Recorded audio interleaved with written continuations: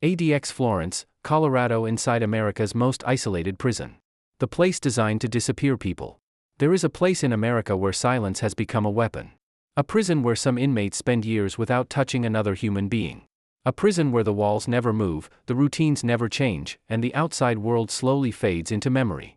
Deep in the Colorado desert stands a facility so restrictive that many prisoners call it a place designed not simply to punish, but to erase. This is ADX Florence. Officially known as the Administrative Maximum Facility. Unofficially known by another name. The Alcatraz of the Rockies. And what happens behind these concrete walls remains one of the most controversial chapters in the history of the American prison system. Because inside ADX Florence are some of the most dangerous criminals, terrorists, gang leaders, spies, and killers the United States has ever incarcerated. But a question has followed this prison since the day it opened. At what point does isolation become something more than punishment?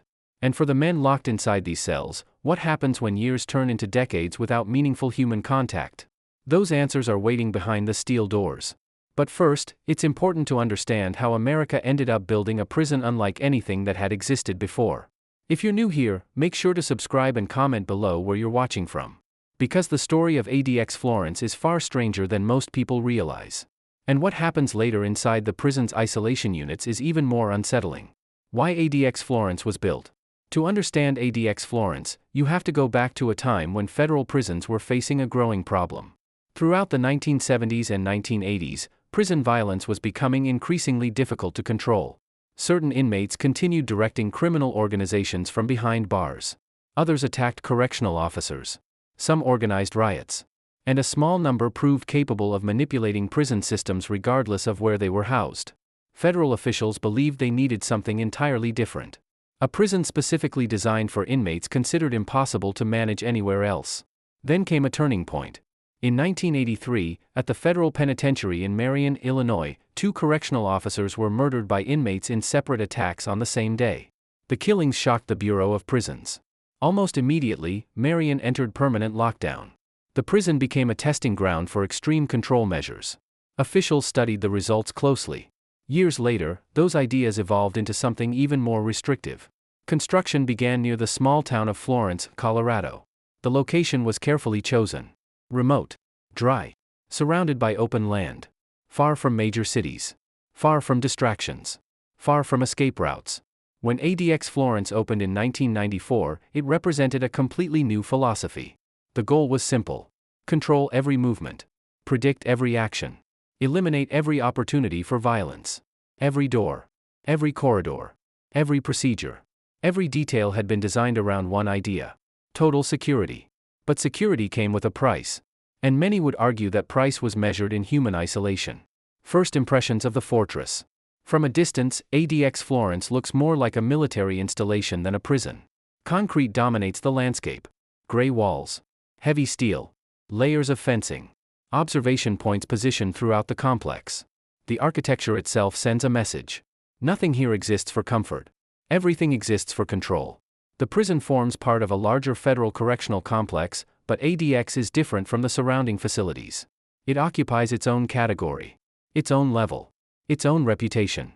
Security experts often describe it as one of the most secure prisons ever constructed. Every movement inside follows a carefully controlled system. Electronic doors. Remote monitoring. Constant surveillance. Multiple barriers between inmates and staff. The design minimizes direct contact wherever possible. In many cases, prisoners never encounter another inmate face-to-face. Even transportation within the facility follows strict procedures. A prisoner may pass through numerous secured doors simply to move a short distance.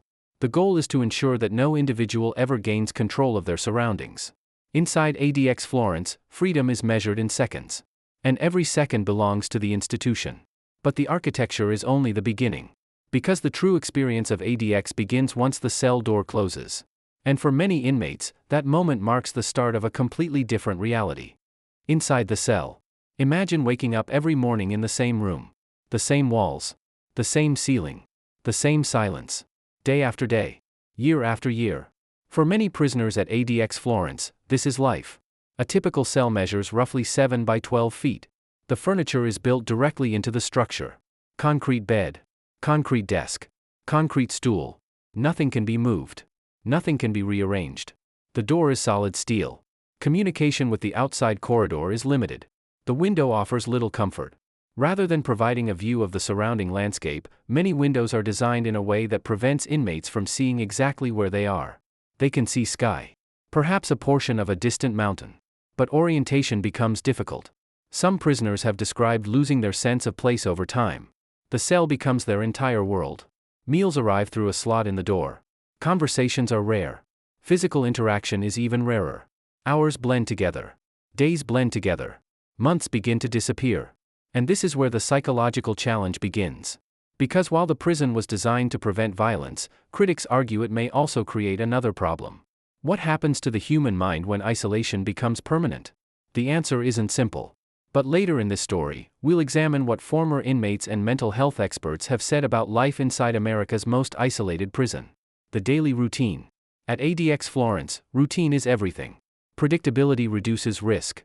Every activity follows a schedule. Every movement follows procedure. A typical day begins early. Breakfast arrives through the food slot. The inmate eats alone. The tray is collected. Hours pass. There may be reading, writing, exercise inside the cell, television for eligible inmates. Some prisoners spend time studying legal documents. Others read books repeatedly. Many simply wait. Lunch arrives. Then more waiting. Dinner follows. Then another night inside the same concrete room. For most inmates, approximately 23 hours each day are spent alone. The remaining time may involve recreation. But even recreation looks very different here. There are no large prison yards. No crowded basketball courts. No social gatherings. Instead, many prisoners are escorted individually to recreation areas designed to prevent contact with others. Former inmates have described them as concrete enclosures resembling oversized cages. Even outdoor time remains heavily controlled. Every step, every minute, every movement, monitored, documented, recorded. The routine rarely changes. And that consistency serves a purpose. Inside ADX Florence, unpredictability is considered a security threat. But what happens when human life becomes completely predictable? That's where the story becomes much darker. The men sent here. Not every federal prisoner ends up at ADX Florence. In fact, only a very small percentage ever do. The inmates housed here are considered among the highest security risks in the federal system. Some arrived after committing murders inside other prisons. Others maintained influence over violent criminal organizations. Some were convicted terrorists. Others became notorious because of the scale of their crimes. Over the years, ADX has housed figures whose names appeared in headlines across the world. Members of organized crime groups, international terrorists, espionage offenders, violent gang leaders. The prison serves as a final destination for inmates federal authorities believe cannot safely function within ordinary prison populations. For some, placement at ADX is temporary. For others, it lasts decades. And once an inmate enters the facility, leaving can become extraordinarily difficult. Progress depends upon behavior, compliance, and evaluations conducted over time. Yet many prisoners spend years attempting to move to lower security environments. Some never succeed. As a result, ADX has developed a reputation unlike any other prison in America. A place where careers in crime effectively end. A place where influence fades. A place where power loses meaning. Or at least that's the theory. Because even in extreme isolation, human beings find ways to create order.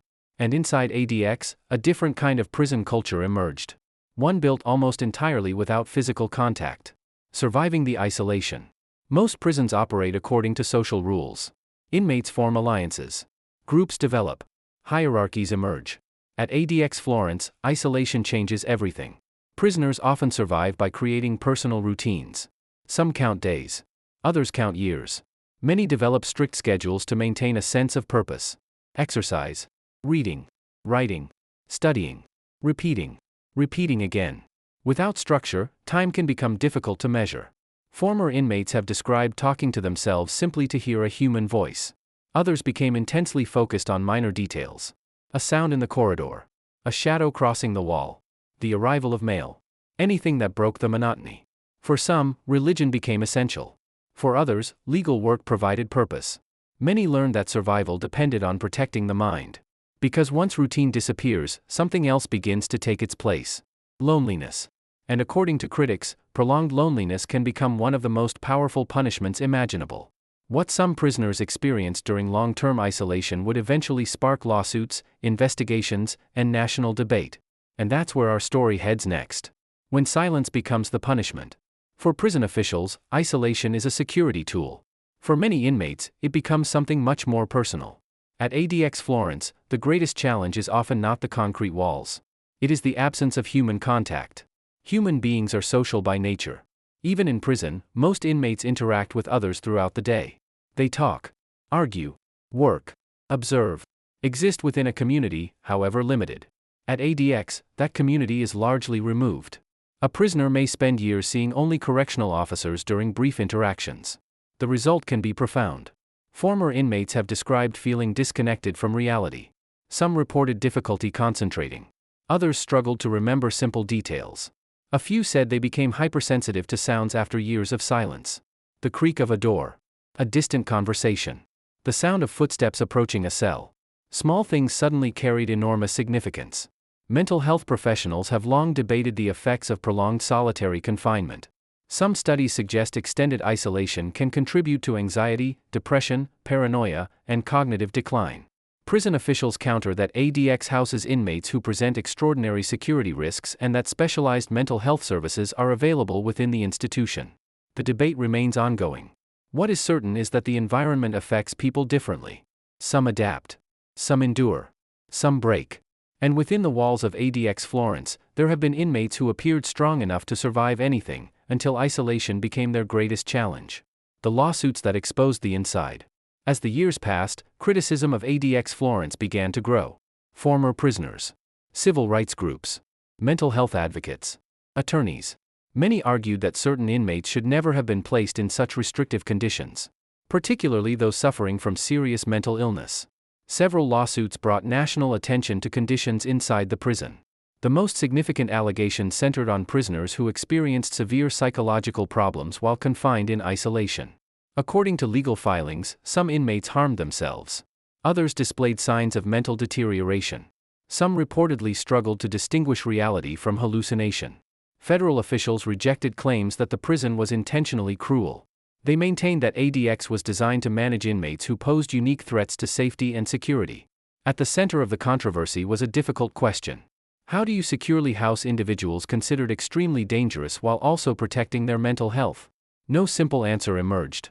Eventually, settlements and policy changes led to expanded mental health screening and treatment programs.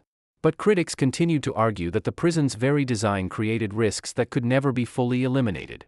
The debate remains unresolved. And it raises a deeper question. Can a prison be too effective at isolation?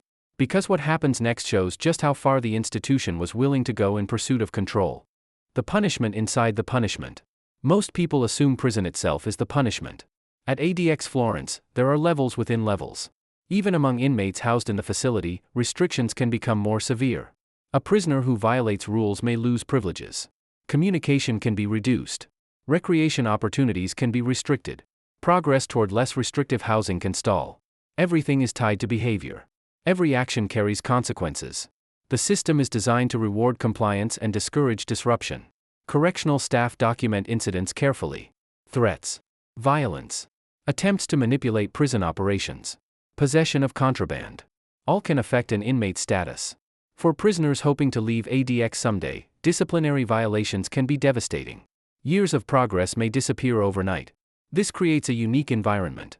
Many inmates become intensely focused on self-control. One mistake could extend their stay indefinitely. One confrontation could erase years of effort. The result is a prison culture unlike almost any other. Not because violence disappears, but because the consequences are often immediate and severe.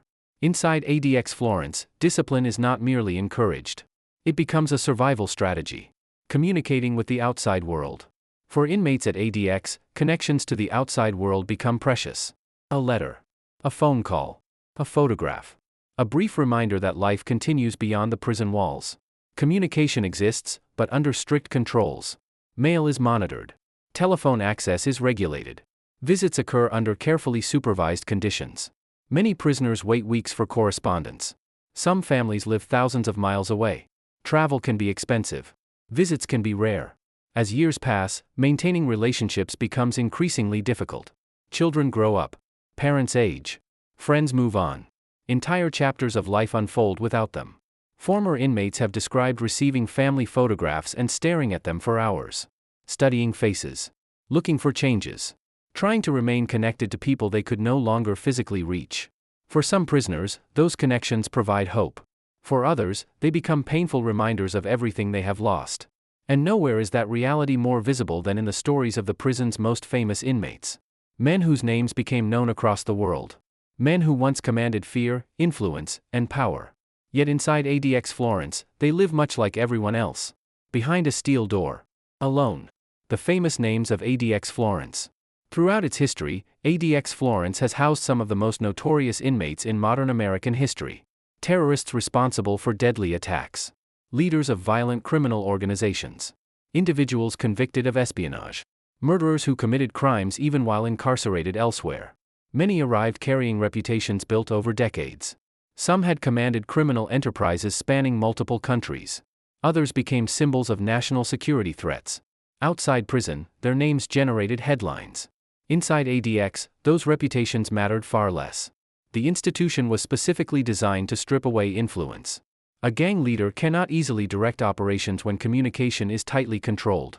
A terrorist cannot organize followers from a cell designed to limit contact. At least that is the objective. For prison officials, ADX represents the final safeguard against inmates who continue to pose extraordinary risks. For critics, it represents the extreme edge of confinement. Yet regardless of opinion, one fact remains undeniable.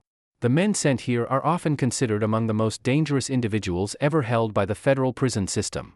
And that reputation has shaped the identity of ADX Florence itself. But even the most secure prison faces a challenge. What happens when an inmate eventually leaves? Learning to live again. Most people imagine freedom as a simple moment. A gate opens. A prisoner walks out. A new life begins. Reality is often far more complicated. For inmates released after spending years in highly restrictive environments, adjustment can be difficult. Imagine spending decades with minimal social interaction. Then suddenly entering a world filled with crowds. Noise. Technology. Constant movement. Simple activities may feel overwhelming. Some former prisoners have described struggling in grocery stores. Others found public transportation stressful. Many needed time to relearn ordinary social interactions. Even eye contact could feel unfamiliar. Prison officials argue that transition programs exist to help inmates adjust. Critics counter that no preparation can fully reverse the effects of extreme isolation. The truth likely lies somewhere in between. Every individual responds differently. Some rebuild their lives. Others continue carrying psychological scars long after release. Their experiences reveal an uncomfortable reality. A prison sentence may eventually end. Its effects sometimes do not. And that reality brings us to the final and perhaps most important question. Was ADX Florence worth creating in the first place? Security or human cost? Supporters of ADX Florence point to one central fact. The prison was built for individuals considered exceptionally dangerous. People who had committed violence in prison. People who had demonstrated the ability to threaten others even while incarcerated. From that perspective, ADX serves a necessary function. It protects staff. It protects inmates. It protects the public. Without such a facility, officials argue, managing certain prisoners would become significantly more difficult. Critics view the issue differently. They argue that prolonged isolation creates suffering beyond what any prison sentence should involve. They point to psychological studies, former inmate accounts, mental health concerns, and they ask whether maximum security must necessarily mean maximum isolation. The debate continues in courts, universities, correctional institutions, and policy circles. Both sides claim public safety as their goal. Both sides point to evidence supporting their position. And neither side appears likely to convince the other anytime soon. Which leaves ADX Florence standing exactly where it has for decades. A symbol. A warning. A solution to some. A problem to others. And a prison unlike any other in America. The final door. As night falls over the Colorado desert, the prison remains awake. Behind hundreds of steel doors, inmates settle into another evening. Another count. Another meal. Another day completed. Tomorrow will look much like today. And the day after that may look exactly the same. For some prisoners, that routine will continue for years. For others, decades. The world outside will change. Governments will change. Technology will change. Entire generations will grow up. Yet inside ADX Florence, time often seems frozen. The prison was built to solve a problem. to contain people considered too dangerous for ordinary confinement. In many ways, it succeeded. But success created another question. One that continues to echo through debates about justice, punishment, and human dignity. How much isolation can a person endure before something fundamental begins to disappear? Perhaps the most unsettling aspect of ADX Florence is not its concrete walls, not its steel doors, not even its reputation. It is the fact that somewhere inside those cells, men sit alone with nothing but time. And time, inside a place built on silence, can become the most powerful force of all. ADX Florence remains one of the most secure and controversial prisons ever built. For some, it represents necessary protection against the most dangerous criminals. For others, it raises difficult questions about isolation, punishment, and the limits of human endurance. What do you think? Is ADX Florence a necessary part of the justice system, or does it go too far? Share your thoughts in the comments below. If you found this documentary informative, don't forget to like this video and subscribe to Life Behind Bars for more true crime and prison documentaries. Thank you for watching, and until next time, stay curious.